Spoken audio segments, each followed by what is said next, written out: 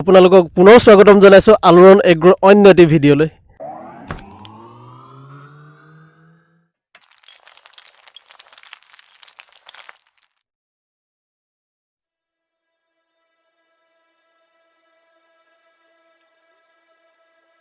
আমি এটি ভিডিঅ' কৰিছিলোঁ ভোট জলকীয়াৰ ওপৰত বঠাখানাত।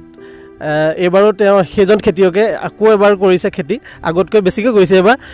কেনেকৈ ধৰণে তেওঁ খেতিটো আৰম্ভ কৰিছে আমি তেওঁৰ লগত কিছু কথা পাতোঁ। এইজন খেতিয়কক চিনি পাইছে, আমি আগৰ ভিডিঅ' এটাত দেখাইছিলোঁ তেখেতক। তেওঁ পুনৰবাৰ আমাৰ দৰ্শকৰ মাজত পৰিচয়টো দাঙি ধৰিব। নমস্কাৰ, মোৰ নাম ভাস্কৰ পেগু। মই লখিমপুৰৰ জিলাৰ নাৰায়ণপুৰ মৌজা বঠাখানা বাসিন্দা হওঁ।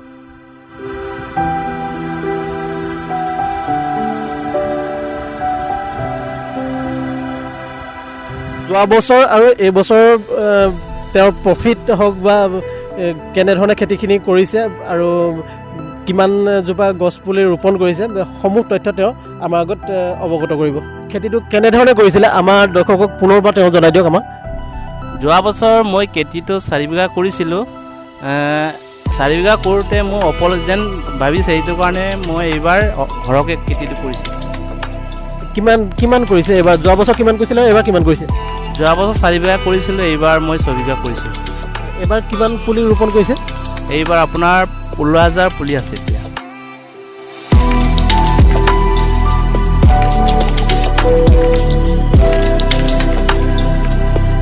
যোৱাবাৰ খেতি কৰোঁতে আপোনাৰ লগত সহায়ক হিচাপে কোনোবা আছিলে নেকি? যোৱা বছৰ 4জনমান সহায় কৰিছিলে। খেতিত কি সাৰ প্ৰয়োগ কৰে প্ৰকৃততে? মই খেতিত আপোনাৰ গোবৰ সাৰ ব্যৱহাৰ কৰোঁ, জৈৱিক সাৰ।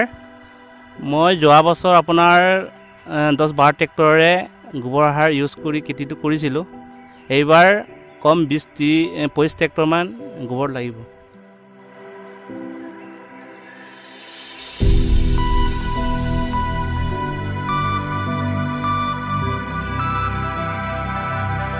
বছৰ আপুনি যে 4 বিঘা মাটিত খেতি কৰিছিলে, কিমান প্ৰফিট আৰু খেতি কৰোঁতে কিমান আপোনাৰ খৰচ হৈছিলে? যোৱা বছৰ খেতি কৰোঁতে আপোনাৰ প্ৰায় খৰচ 2 লাখমান হৈছে, কিন্তু প্ৰফিট আপোনাৰ 10 লাখমান লাভালাভ হৈছিলে।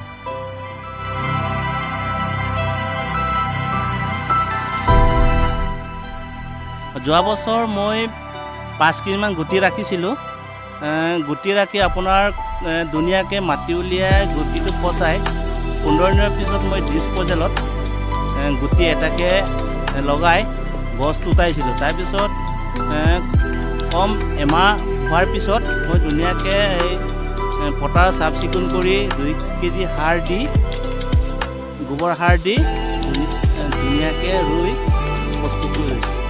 পুলি ৰোৱা আপোনাৰ পুলি লগোৱা এমাহ হ'ল, তাৰপিছত 2 মাহ হোৱা আপুনি ফুল ফুলিব এই গছজোপাত। কম মাহৰ পৰা আপোনাৰ গুটি বেচা আৰম্ভ কৰিব পাৰিব। এইটো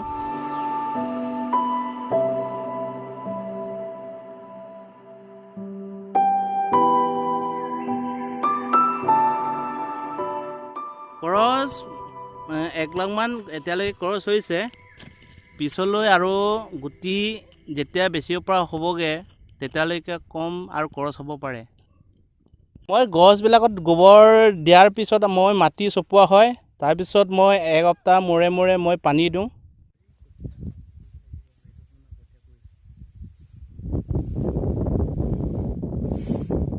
কাম কৰিবৰ কাৰণে 6জনমান মানুহ লগাওঁ। 6জনে আপোনাৰ ডেইলি কাম কৰি থাকে।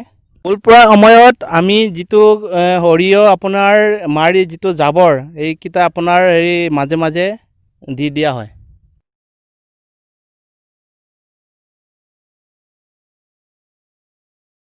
বীজ জলকীয়া মাৰ্কেটত ইমান বেয়া নহয়। মই আপোনাৰ গহপুৰৰ আপোনাৰ বেপাৰী হ'লচেল মানুহ আহে, লখিমপুৰৰ পৰা আহে।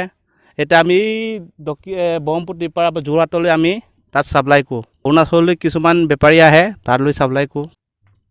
যোৱাবাৰ আপোনাৰ জলকীয়া 300কৈ দিছিলোঁ পাৰ কিলো। এইবাৰ হয়তো কম হ'ব পাৰে, বেছি হ'ব পাৰে, মাৰ্কেটৰ কথা ক'ব নোৱাৰি।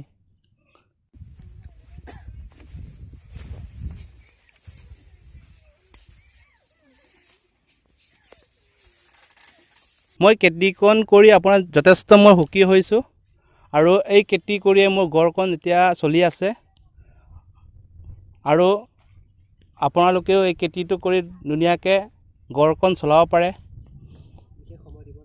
বিশেষ সময় এইটো দিব নালাগে, আপোনাৰ কম কষ্টৰে এইটো খেতি কৰা হয় আৰু কম কষ্ট এইটো বেছি উৎপাদন কৰিব পাৰি। লকডাউনৰ কাৰণে বজাৰ অসুবিধা হৈছিলে, এই বছৰ তেনেকৈ অসুবিধা হ'ব নালাগে। গুটি হোৱাৰ সময়ত মোৰ লগত যোগাযোগ কৰি গুটি সংগ্ৰহ কৰিব পাৰিব।